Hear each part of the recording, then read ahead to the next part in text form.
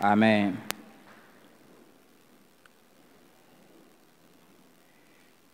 Nous pouvons ouvrir nos Bibles.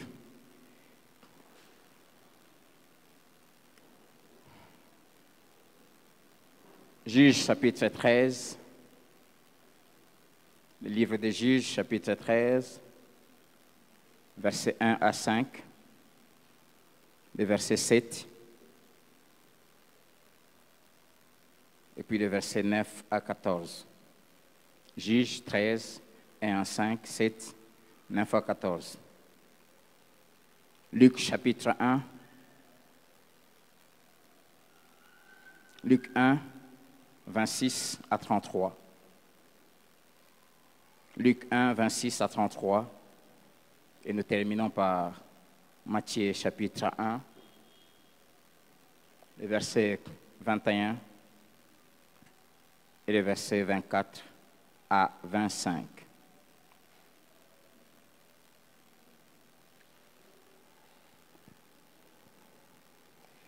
Depuis hier, au milieu de la nuit,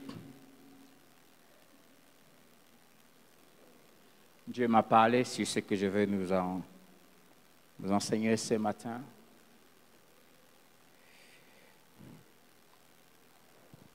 Ce matin, j'aimerais m'adresser premièrement à ceux et celles qui sont enfants de Dieu.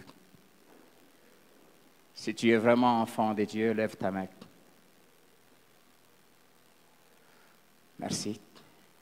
Deuxièmement, ce matin, j'ai un message de la part de ton Père. Et il voulait s'adresser à tous ces fils et à toutes ces filles qui ont reçu, personnellement d'abord, une promesse glorieuse qui aura de l'impact dans la vie des autres. Si tu es là, si tu as cette promesse, lève ta main. C'est à toi que Dieu m'a envoyé ce matin. Il m'a envoyé te dire des choses que j'ai déjà dites ici, surtout pour la première, plusieurs fois, et surtout les 4 derniers mois de l'année passée. Il m'a envoyé te dire, premièrement,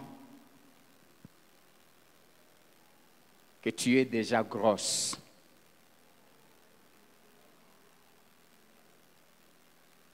Qu'il a déjà déposé en toi, comme à Marie, la sémence divine qui va produire cette bénédiction, cette gloire divine. Ce matin, je vais m'adresser à celui et celle qui s'attend à la richesse matérielle et financière, bien sûr, à une élévation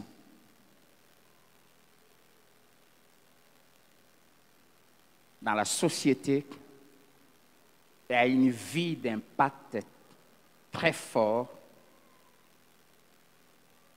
dans la société, mais dont Dieu est la source et l'auteur.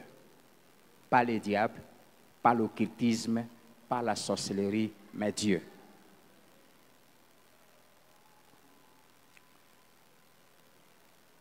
Et la plupart d'entre nous, Dieu a déjà déposé cette sémence et la grossesse est déjà enclenchée. Et ce matin, il m'a dit de te dire deux choses qu'il ne faut jamais faire, sinon tu avorteras.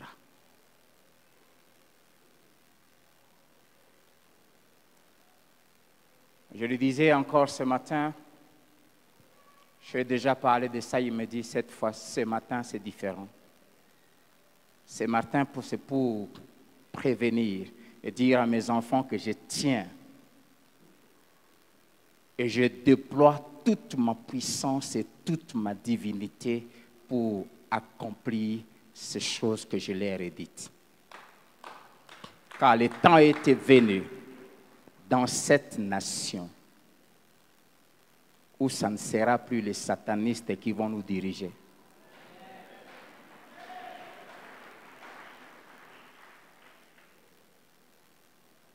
Où ça sera les vrais enfants de Dieu dans tous les domaines de la vie qui vont influencer et tous les autres vont dépendre d'eux. Et cette race, ce matin dans cette salle, se compte par des centaines. Et Dieu m'a dit de te dire quelque chose qu'il ne faut jamais faire parce que cette chose-là a le pouvoir du diable capable de faire avorter ses plans. Et parce que Dieu tient à ce que cela s'accomplisse. Voilà pourquoi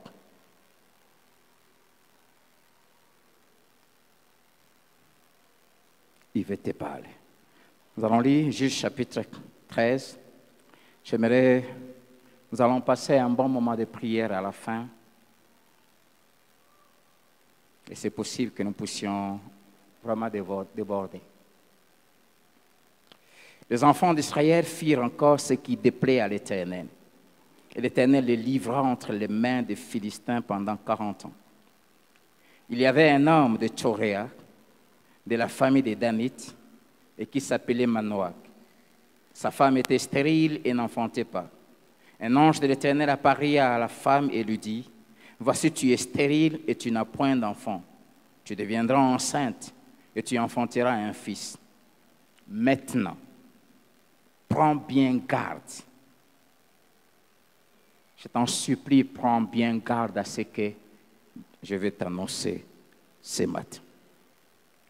Ne bois ni vin, ni liqueur forte, et ne mange rien d'impur, car tu vas devenir enceinte,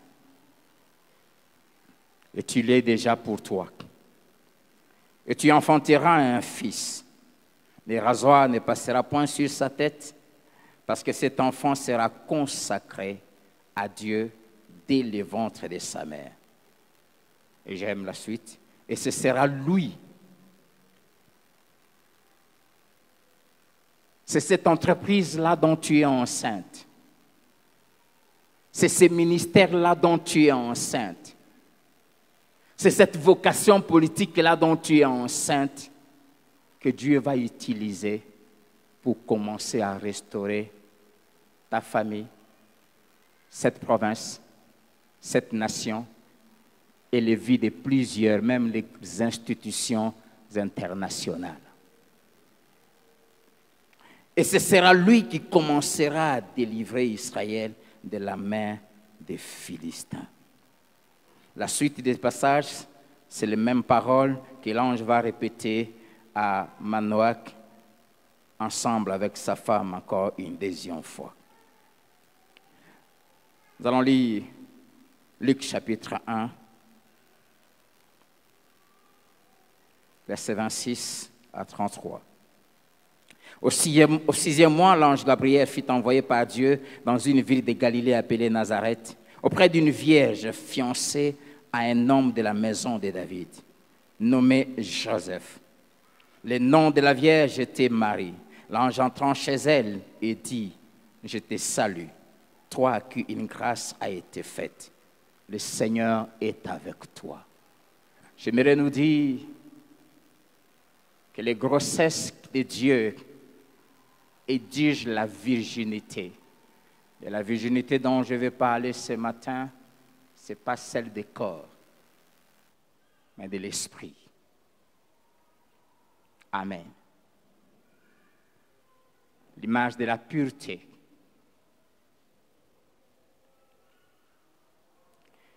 Toi à qui une grâce a été faite, le Seigneur est avec toi. Troublé par cette parole, Marie s'est demandé ce que pouvait signifier une telle salutation. L'ange lui dit, « Ne crains point, Marie, car tu as trouvé grâce devant Dieu. Et voici, tu deviendras enceinte, et tu enfanteras un fils, et tu lui donneras le nom de Jésus. Il sera grand et sera appelé Fils du Très-Haut.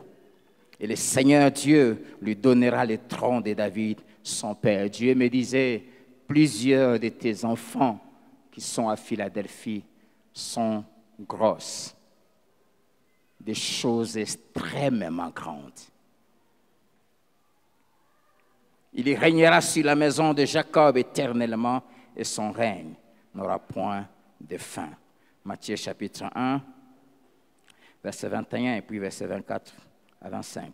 Elle enfantera un fils et tu lui donneras le nom de Jésus. C'est lui qui sauvera son peuple de ses péchés. Cette entreprise, ces ministères, cette destinée auquel tu es grosse, c'est elle que Dieu va utiliser pour sauver plusieurs. Verset 24.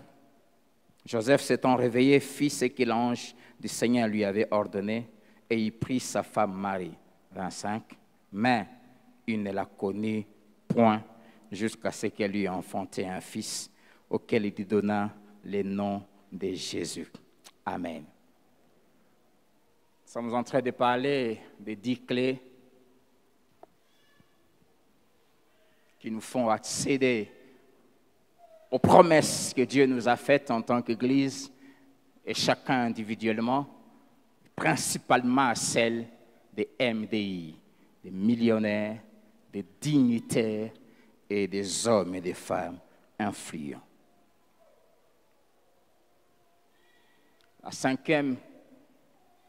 La sixième, c'est ça, hein? C'est la sixième, hein? Et la septième, je vais parler de ça aujourd'hui, mais ce sont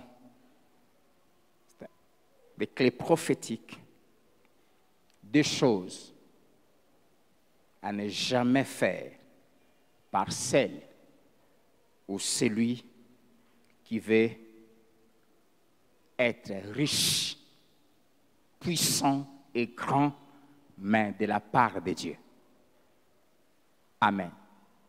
Deux choses à ne jamais faire par celui ou celle qui veut être riche, qui veut être grand, qui veut être puissant sur cette terre, mais de la part de Dieu.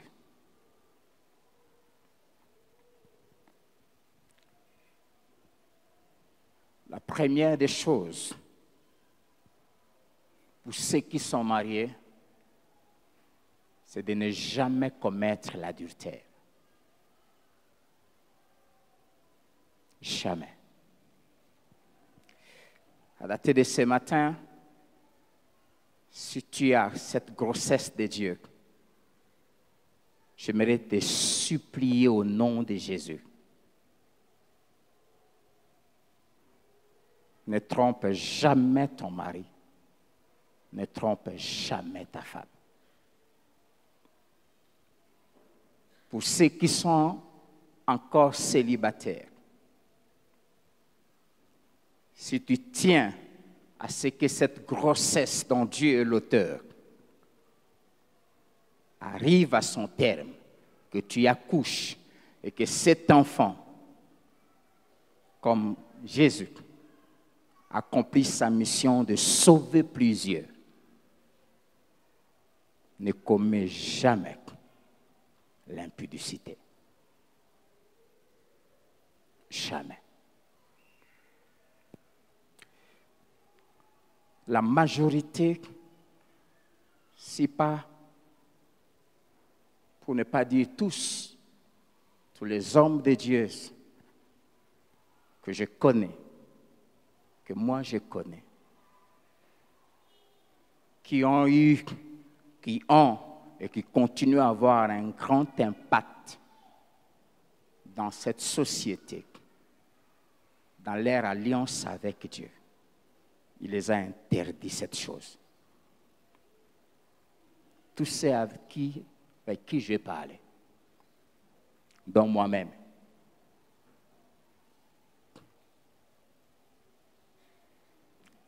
Et en étudiant la Bible, j'ai compris pourquoi Dieu interdit ces péchés à ceux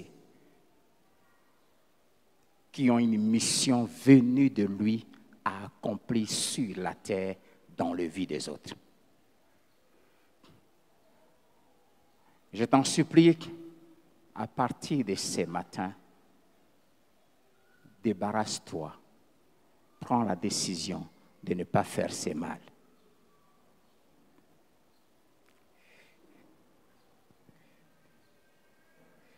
Pourquoi? Un passage que plusieurs connaissent va nous donner certaines réponses. 2 Samuel chapitre 11.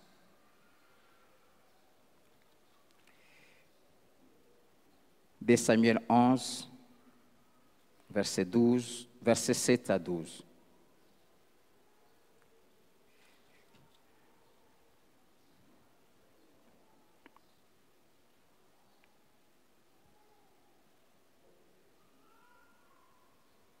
Plutôt 2 Samuel 12, pas 11, 12.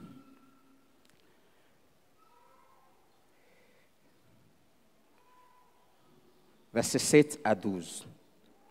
Et Nathan dit à David, tu es cet homme-là. Ainsi parle l'Éternel, le Dieu d'Israël. Je t'ai oint pour roi sur Israël, et je t'ai délivré de la main de Saül. Je t'ai mis en possession de la maison de ton maître.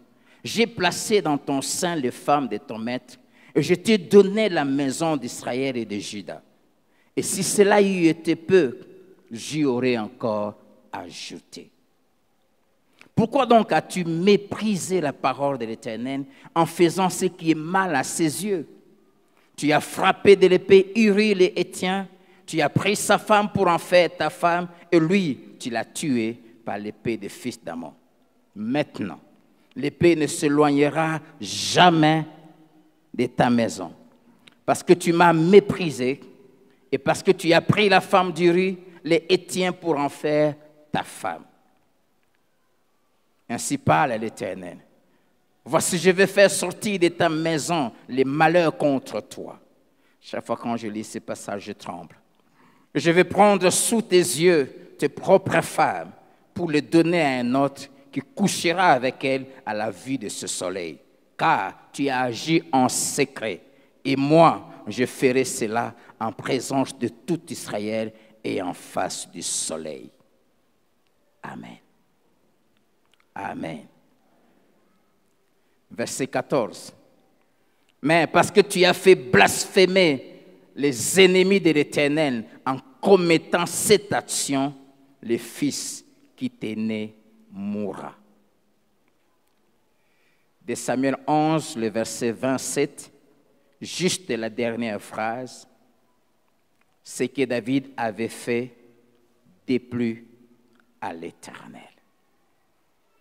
La première chose que j'aimerais nous dire, c'est du verset 7 et le verset 8, Dieu rappelle à David, il dit, je t'ai pris derrière les brebis, je fais de toi roi, je t'ai élevé, je t'ai donné de la grandeur, je t'ai délivré de tous tes ennemis. Je fais de toi ce que tu es devenu. Tu étais rien. Ma main a fabriqué ce que tu es aujourd'hui. Dieu voulait dire à David, il lui rappelle d'abord que j'ai été l'auteur et la source de ce que tu es devenu. Amen. Et ce matin, je m'adresse à ceux qui veulent la grandeur, mais qui vient de Dieu. À ceux qui veulent l'onction, mais qui vient de Dieu. À ceux qui cherchent la renommée, mais dont Dieu est l'auteur. À ceux qui cherchent, ceux qui veulent la richesse, mais que Dieu donne. Parce que ces choses, Dieu les donne. Et il voulait dire à David, si j'avais fait ça, c'est parce que de ta jeunesse jusqu'à ce jour où tu as eu à commettre ce mal, tu n'avais pas fait cette bêtise-là. Tu n'avais pas touché à une femme d'autrui. Tu as eu à te garder. Si c'est que tu veux devenir, ce que tu rêves, tu veux que ce soit Dieu, Dieu seul, que ça porte la signature de Dieu seul. Ne commets jamais l'impudicité ou l'adultère. Pourquoi? Parce que premièrement, verset 9, l'adultère ou l'impudicité, c'est un péché qui manifeste du mépris envers Dieu et sa parole. Ce péché-là, le péché du sexe, témoigne du mépris. Et pourquoi ça témoigne du mépris? Parce que c'est un péché que quand on le commet, ça ne peut jamais être involontaire. C'est un péché qui ne peut jamais se commettre sans l'avoir voulu et programmé. Et de la tentation à la commission, le Saint-Esprit a reçu la mission, même avant la tentation, de parler aux enfants de Dieu pour leur dire, attention, attention, ne fais pas ça. Ce que tu veux faire là, non, n'ose pas, n'ose pas, n'ose pas. Et dans tous ces processus, la tentation, on est tenté, on se met à concevoir, à penser, à raisonner, et puis on décide. Et on arrive à l'acte, ça veut dire qu'on a étouffé, on a méprisé tous les avertissements de Dieu. Ce péché, je l'ai déjà dit ici, ne se commet pas en route. Vrai ou faux? Amen. Tous ceux qui les commettent commencent par envier. Ils se parlent. Ils s'entendent. Et si tu es vraiment enfant de Dieu, Dieu commence à te dire, attention, cette manière de blaguer avec cette sœur-là, avec cette collègue de service n'est pas bonne. Attention, tu t'entêtes, tu commences à partir. Et puis, tu commences à lâcher certaines blagues déplacées jusqu'à ce que tu arrives à dire clairement ce que tu désires. Et puis l'autre te dit oui. Et puis vous planifiez le lieu où vous devez vous rencontrer. Tu prépares même l'argent que tu vas aller payer. Ça, tu vas me dire que tu n'as pas compris comment c'est arrivé. Hein? Tu as préparé l'argent. Et si tu es marié, tu as conçu un programme faux que tu as donné à ton conjoint. Tu as démarré ta voiture ou tu as pris ton taxi. Tu es parti. Et quand tu es arrivé là, tu t'es assuré que, avant d'entrer, que le pasteur ne passe pas par là, qu'un frère ne passe pas par là, qu'une cousine ne passe pas par là. Tu regardes, comme Moïse avant de tuer l'Égyptien, tu t'assures que personne ne te voit. Mais c'est que tu ignores. Moïse était sûr que personne ne l'avait vu, mais quelqu'un l'avait vu. Car rien de caché ne restera caché.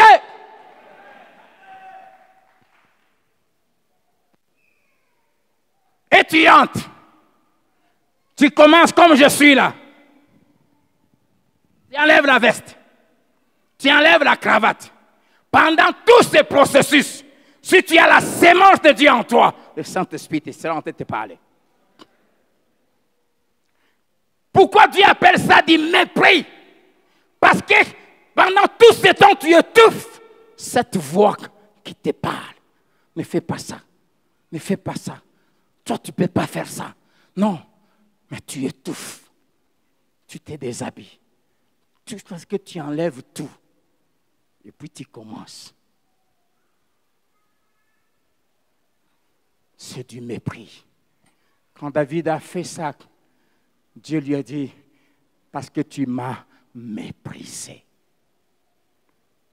Mépriser quelqu'un, c'est n'avoir aucun égard, aucune considération, aucun respect envers lui et envers ce qu'il représente pour toi. C'est de lui traiter comme un moins que rien. C'est considérer ce qui sort de sa bouche comme des choses nulles.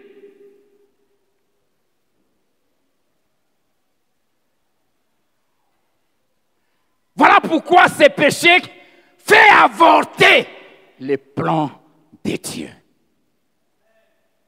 Il fait avorter les promesses de Dieu. Le problème, ce n'est pas de concevoir. Le problème, c'est de concevoir et d'accoucher. La Bible dit, dans Psaume 7, les méchants conçoivent le mal, mais il enfante quoi? Les néants.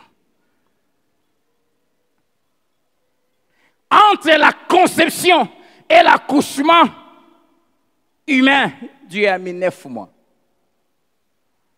Et ce n'est pas toutes les grossesses qui arrivent à terme et qui accouchent.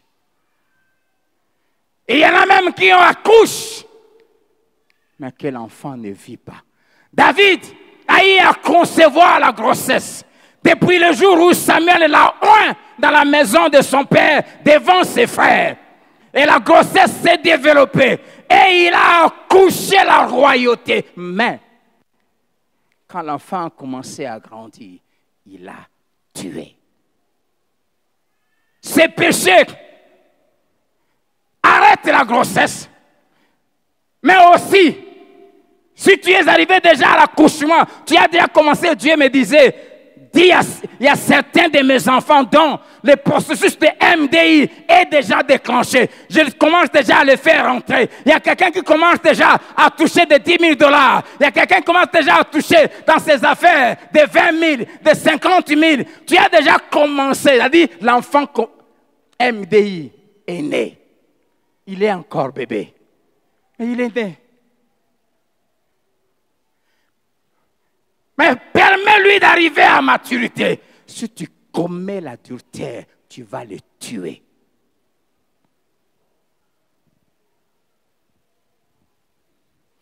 C'est du mépris. Le verset 14. Pourquoi ça fait avorter? Pourquoi ça tue même l'enfant qui est déjà né? Parce que ces péchés poussent ceux qui haïssent Dieu à l'insulter. Verset 14. Mais parce que tu as fait blasphémer les ennemis de l'Éternel en commettant cette action, le fils qui t'est né fera quoi? Mourra. Tu as poussé, en faisant ça, tu as poussé le sorcier, tu as poussé le païen, tu as poussé ceux qui haïssent Dieu à commencer à l'insulter. Et quand un fils, une fille de Dieu met les insultes contre Dieu dans la bouche des ennemis de l'Éternel, ce péché-là fait avorter. L'enfant qui t'est né fera quoi? Mourra. Il mourra. Il ne se développera pas. Et David, non seulement a fait tuer cet enfant biologique, mais aussi, il a fait tuer l'enfant royauté. Amen.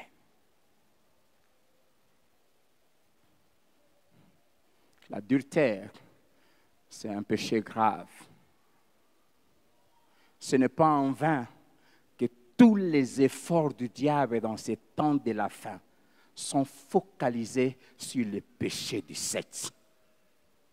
Tous les efforts, homosexualité, lesbianisme, pornographie, tous les efforts, regardez la télé, même des pubs, tous sont focalisés pour pousser les gens à ce mal parce que le diable sait les dégâts que causent ces péchés. Tout ce qu'on vous balance dans vos téléphones, dans les réseaux sociaux, vous vise à éveiller ses désirs et à vous pousser, à nous pousser à ça, parce qu'il connaît les dégâts que ces péchés. Tout ce que David a eu à produire pendant une trentaine d'années de marche avec Dieu, un seul acte. Est-ce qu'avant David n'avait pas commis de péché? Si, n'est-ce pas?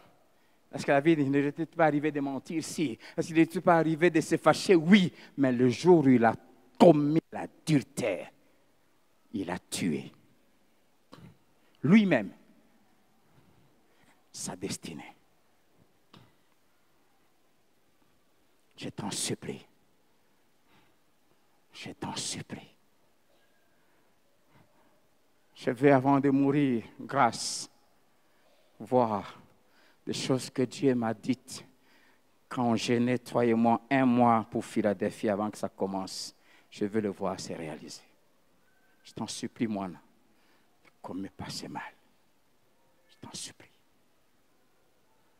Fabrice, Zaché, Gilles, je veux voir les choses de Dieu s'accomplir. Patrick Moulumba n'ose pas. N'ose pas. J'ai prié cette nuit, Josaphat. N'ose pas. N'ose pas permettre à un garçon de te toucher avant le mariage. Ma fille Kétia, n'ose pas. Je t'en supplie. Joël, parce qu'il est petit frère, n'ose pas. Ma bonne délio comme Kate. N'ose pas. N'ose pas. Toutes celles qui sont dans cette chorale ici, en dessin, il y en a personne qui en a 4. N'ose pas.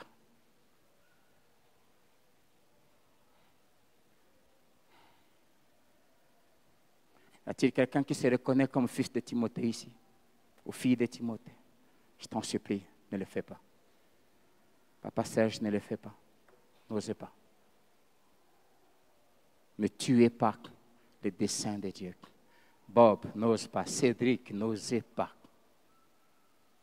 Ne tuez pas, ne tuez pas, ne tuez pas, ne tuez pas.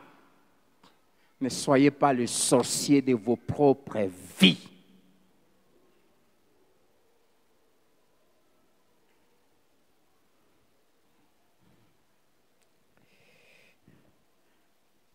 Ce péché est grave. Troisièmement, parce qu'il introduit les malheurs dans la vie de celui qui les commet, dans sa maison, dans ses entreprises. Et quand le malheur vient, le malheur détruit. Il introduit les choses qui n'existaient pas dans sa vie avant et qui ne devaient jamais exister. Dieu dit à David, verset 14, plutôt, verset 10, maintenant, l'épée ne s'éloignera jamais de ta maison. L'épée, c'est-à-dire la violence, les guerres. Et vous savez, quand il y a des guerres, la nation n'avance plus. Amen.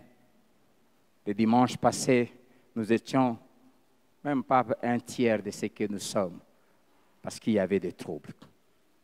Ça empêche le développement.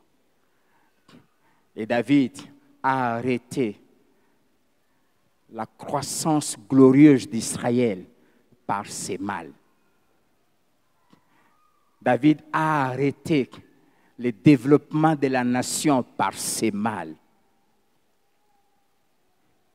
Maintenant, ça n'existait pas avant. Et ça ne devait pas exister. Dieu ne nous a pas programmés pour le malheur. La Bible dit, aucun malheur ne t'arrivera. Quand la Bible dit, le malheur atteint souvent le juste, le mot malheur là, ça veut simplement dire les épreuves provoquées par notre foi et notre attachement à Dieu. Mais si tu crains Dieu, la Bible dit, aucun malheur n'arrive au juste. Aucun, ça veut dire aucun. Je ne m'attends pas à enterrer mes enfants. Je ne m'attends pas à enterrer ma femme. Je ne m'attends pas à avoir l'incendie de ma maison. Je ne m'attends pas à mourir. Je ne m'attends pas à perdre un bras. Ça ne m'arrivera pas. Mais il y a des choses que si j'ose les faire, Dieu me dira, à dater de maintenant, le malheur entre dans ta maison. Pourquoi? Parce que ces péchés ôtent la protection de Dieu. De Samuel 8, verset 6, la Bible dit, l'Éternel protégeait David partout où il allait. Partout. J'ai déjà expliqué ça ici un matin. David a livré des batailles de guerre et tué des armées entières. Et les guerres de l'époque, c'était de corps à corps. Ce n'était pas des missiles qu'on lançait. Et le roi avait l'obligation d'être à la tête devant. Et jamais David est sorti de ce combat de corps à corps. Même sans, il est sorti sans une égratignure. Jamais il n'a été blessé. 1 Samuel 23, verset 14, la Bible dit, Saül cherchait toujours. Il n'a arrêté qu'à sa mort. À se saisir de David et à le tuer. Mais j'aime, la Bible dit, l'Éternel ne le livra pas entre ses mains. Mais à cause de ces petits plaisirs de quelques minutes, Dieu dit à David, désormais, tu auras des guerres. Le malheur entre dans ta maison. Et si vous étudiez ce qui est arrivé à David après ça, jusqu'à sa mort, c'est catastrophique. L'inceste est entré. Les enfants ont commencé à s'entretuer. Ah oui. Absalom a tué Amnon, son frère aîné. Salomon tuera son frère quand il deviendra roi. Ils se sont entretués. Ils se sont détruits. Il va vivre l'humiliation. Son propre fils va le chasser. David était un roi qui était craint, respecté par toutes les nations de la terre à l'époque. Mais un citoyen de rien, que même un de ses soldats appelait ses vers de terre, s'est levé pour commencer à l'injurier et à lui jeter la poussière. Et quand un de ses soldats a voulu aller frapper cet homme, David qui savait ce que Dieu lui avait dit, il arrête. Son soldat, il dit, laisse-lui. C'est Dieu qui lui demande de me faire ça. C'est que personne n'avait osé de lui faire. Il y a des péchés qui dégradent. Même des gens qui ne pouvaient pas t'injurier vont le faire. Il y a des péchés qui enlèvent l'honneur, qui enlèvent la dignité, qui enlèvent la fierté, qui enlèvent l'essence de l'honneur et de la valeur.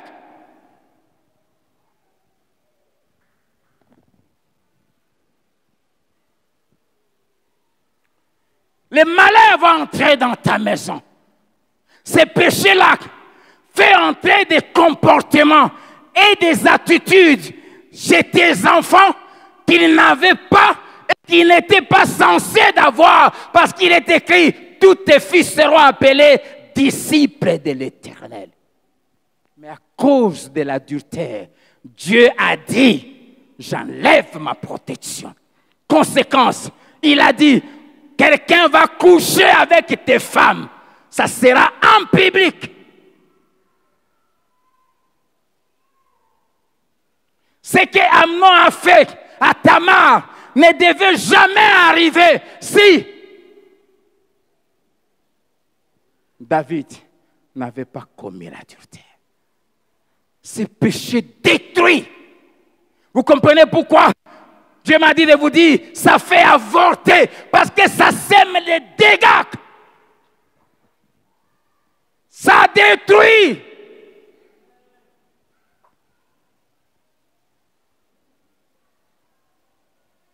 Les enfants ont commencé à coucher entre eux.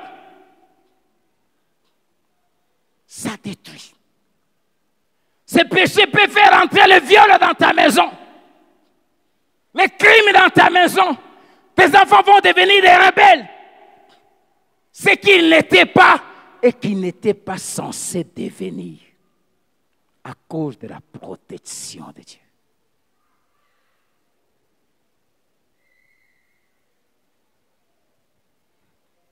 Eric, Dieu te donnera beaucoup d'argent.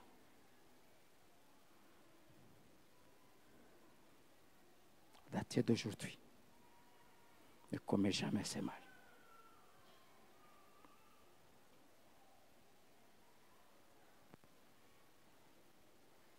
Ça cause des dégâts terribles, des dégâts incroyables.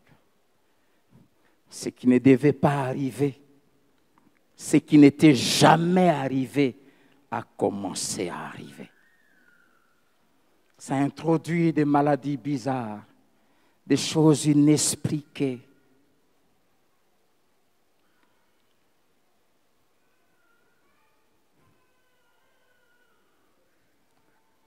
Et c'est là pour te faire mal et te faire moissonner ça. Dieu dit, toi tu avais agi en secret.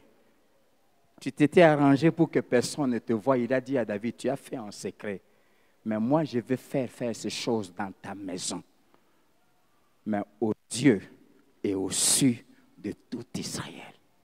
Et vous savez qui avait fait ça?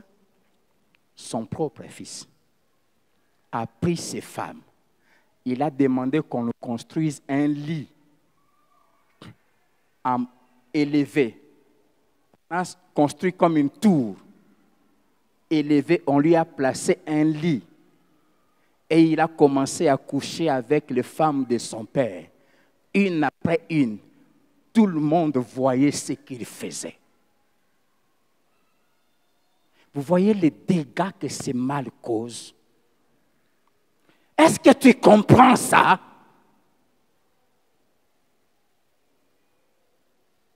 Ce péché fait entrer des abominations dans la famille. Des actes infâmes.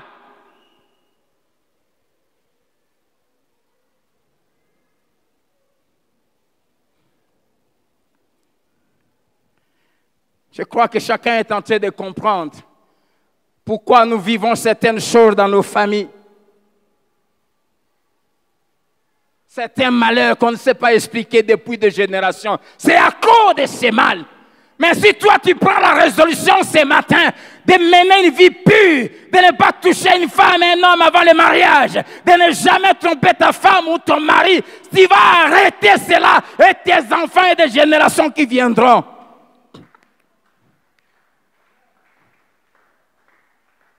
connaîtront la gloire, connaîtront la joie et vivront en paix.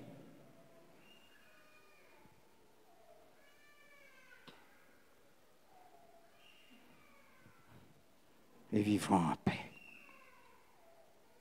Ce péché nous fait perdre ce que Dieu nous avait déjà donné.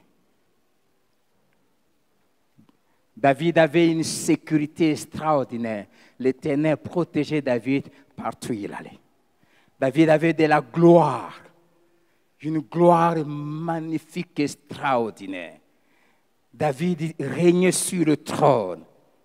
David vivait dans la joie et dans la paix, dans toute sa royauté, dans tout son royaume, mais aussi dans sa famille.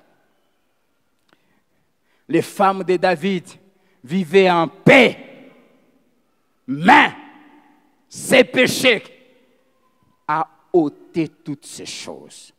Ce péché a ôté la sécurité de Dieu.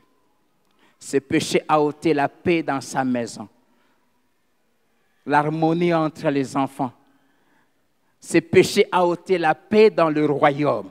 Il y a eu une insurrection provoquée par son fils qu'il a chassé du trône. Ce péché lui a fait perdre le trône.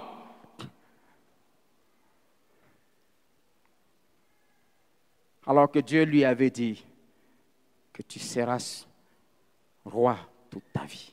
Ce péché lui a fait perdre. Ce péché lui avait fait perdre l'honneur, la dignité et ce péché a détruit tout ce qui pouvait faire la fierté de ses épouses. Ce péché nous enlève les choses que Dieu nous avait données. L'harmonie qui régnait dans le couple, sa part. Le sommeil paisible qu'on avait, sa part. Parce que nous sommes remplis de culpabilité. Ces péchés nous détruisent. Cinquièmement, de Samuel 11, le verset 27 que nous avons lu, la Bible dit, ce que David avait fait déplut à l'Éternel. Ces péchés nous poussent à devenir désagréables aux yeux de Dieu. Or, Jésus a dit, mon Père qui m'a envoyé est toujours avec moi parce que je fais toujours ce qui lui est agréable. La Bible dit de tous ceux qui étaient sortis de l'Égypte, la grande majorité, sur les 600 000 hommes de plus de 20 ans, 2 seulement sont entrés.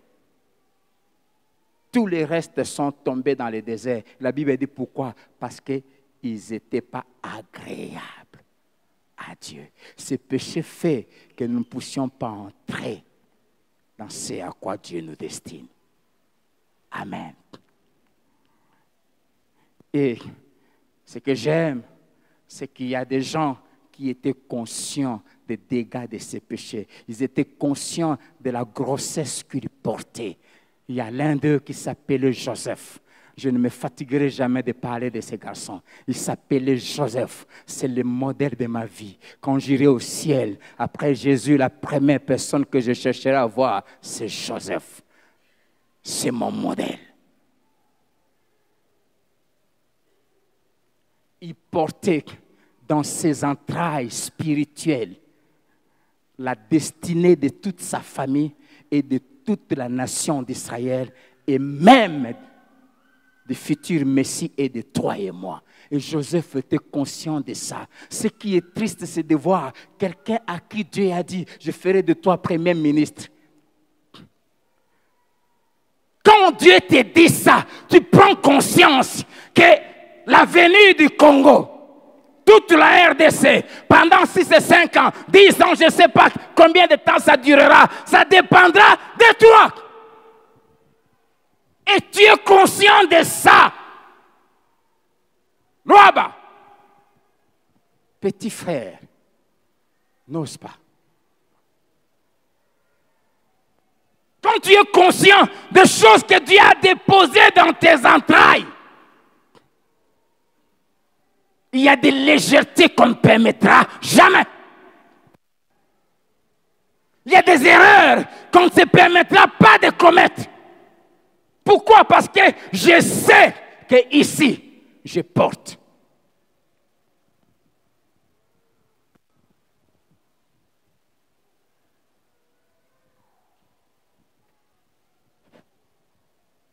Joseph savait ce qu'il portait. Et quand cette femme lui a dit, couche avec moi, il lui a dit non. Ce que tu me demandes là, c'est un péché. Qu'est-ce qu'il voulait dire? Que la chose là déplaît à Dieu. La chose là me fera avorter ce que je porte. Je veux compromettre l'avenir de toute une nation et de la terre entière. Y a-t-il quelqu'un ici, je repose cette question, qui porte une grossesse dont Dieu est l'auteur? Amen. Marie a reçu une grossesse dont Dieu était l'auteur. Amen. Mais avant l'accouchement, Dieu a dit à Joseph, c'est moi l'auteur, prends-la. Mais il a ajouté, ne la connais pas.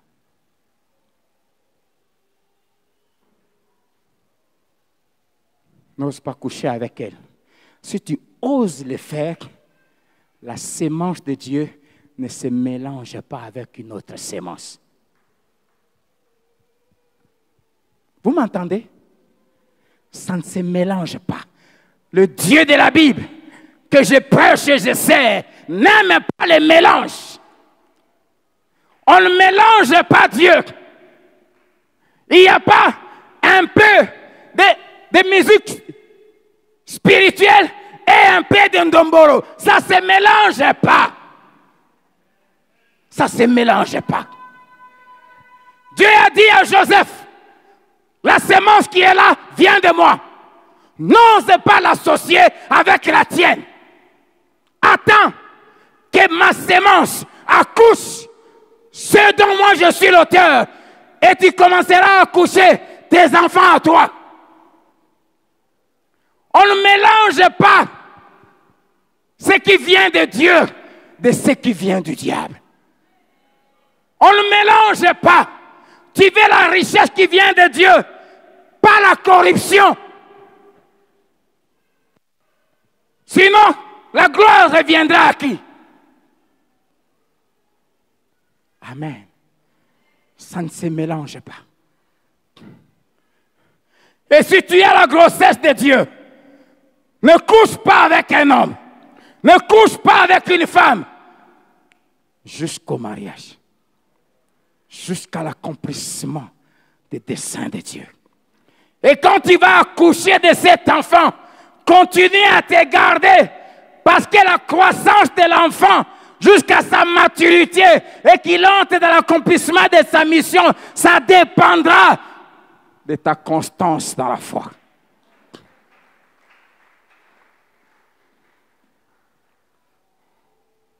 Je savais la grossesse que je portais. Je n'ai jamais permis à ce mal d'entrer dans ma vie. Et je ne veux pas voir Philadelphie Lubumbashi, tu es un enfant qui vient de naître. Tu es appelé à être grande. J'oublie jamais ce message prophétique du premier dimanche. Tu es un grain de sénévé, mais tu es appelé à devenir un grand arbre dont les feuilles et les branches vont servir d'ombrage à tous les Katanga, à toutes les nations qui nous entourent et à la terre. Conscient de ça, je veillais à ce que tu naisses. Maintenant que tu es né, je supplie Dieu nuit et jour, garde-moi. Je ne veux pas arrêter ta croissance. Si tu apprends que je suis tombé avec une femme, royale ce soir, je suis conscient de ça. C'est pour cela que j'ai décidé depuis un certain temps, je ne voyage pas sans ma femme.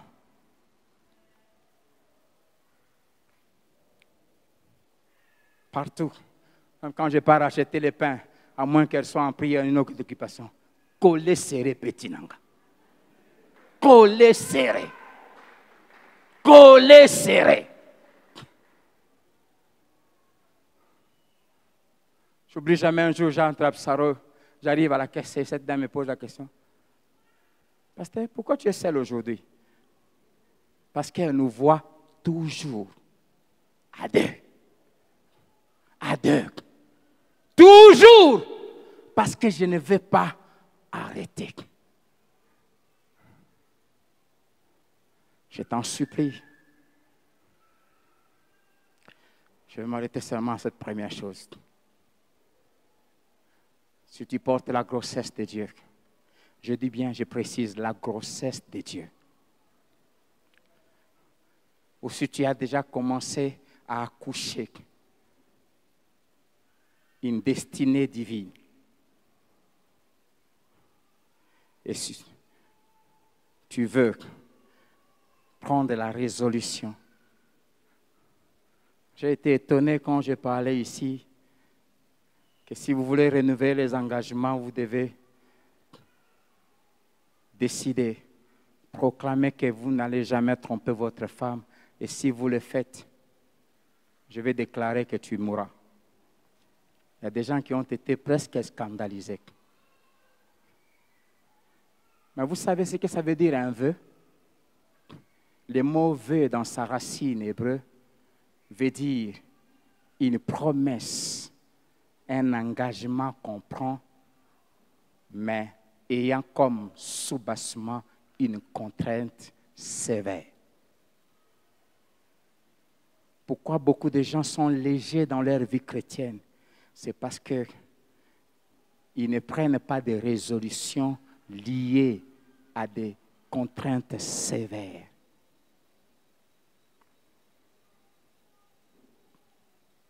Daniel savait qu'il portait une grossesse qui accouchera la délivrance de son peuple après le châtiment de 70 ans. Et la Bible dit, Daniel résolut de ne pas s'essuyer. Et il a fini par accoucher. Il savait qu'il portait une grossesse prophétique qui allait révéler les choses. Daniel a parlé de tout ce qui est dans l'Apocalypse. De la grande tribulation. Daniel a parlé de la fin des temps. Daniel a parlé du tribunal de Christ. Daniel a parlé du jugement dernier. Daniel a parlé du renouvellement de toutes choses. Mais pour arriver à coucher ça, la Bible dit, il est résolu de ne pas s'essuyer. Si tu es grosse d'une destinée divine, et si tu tiens à la voir s'accomplir, prends cette résolution. Et si tu veux la prendre, de ne jamais coucher avec un homme ou une femme, si tu es célibataire, et de ne jamais tromper ton mari ou ta femme, lève-toi, viens ici.